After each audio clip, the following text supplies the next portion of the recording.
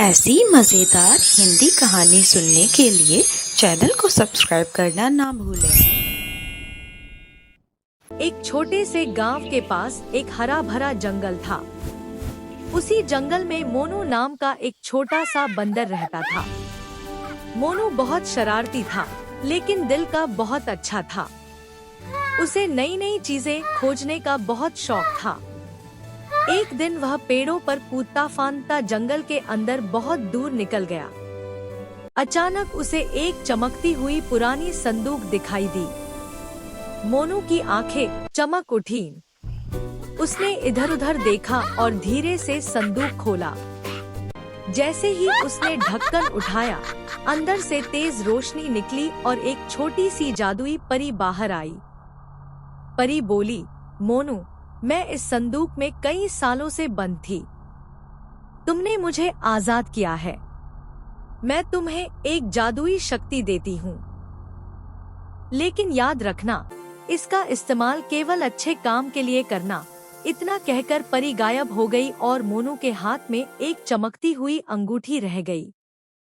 मोनू ने अंगूठी पहनी और मजाक में बोला, काश मुझे ढेर सारे केले मिल जाए।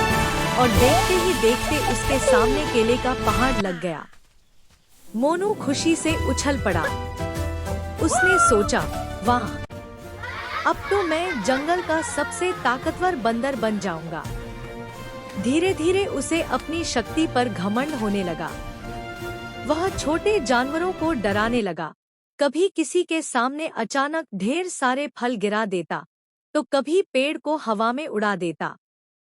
जंगल के जानवर उससे परेशान होने लगे। एक दिन जंगल में भयानक तूफान आ गया। तेज हवा, कड़कती बिजली और मूसलाधार बारिश से सब डर गए। कई छोटे जानवर एक बड़े पेड़ के नीचे फंस गए। मोनू पहले तो डर गया। उसने सोचा, मैं क्यों मदद करूं? सब तो मुझसे नाराज रहते हैं।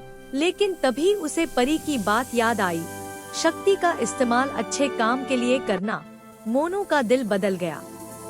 उसने तुरंत अंगूठी पकड़ी और बोला, तूफान रुक जाए और पेड़ हट जाए। अचानक हवा शांत हो गई और पेड़ धीरे से एक तरफ हट गया।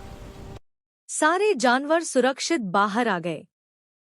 सबने राहत की सांस ली। हिरण बोला, मोनू, तुमने हमारी जान बचाई। गिलहरी बोली, तुम सच में बहादुर हो। यह सुनकर मोनू की आंखों में आंसू आ गए। उसने कहा, मुझे माफ कर दो। मैं अपनी शक्ति का गलत इस्तेमाल कर रहा था। तभी फिर से वही रोशनी चमकी और परी प्रकट हुई।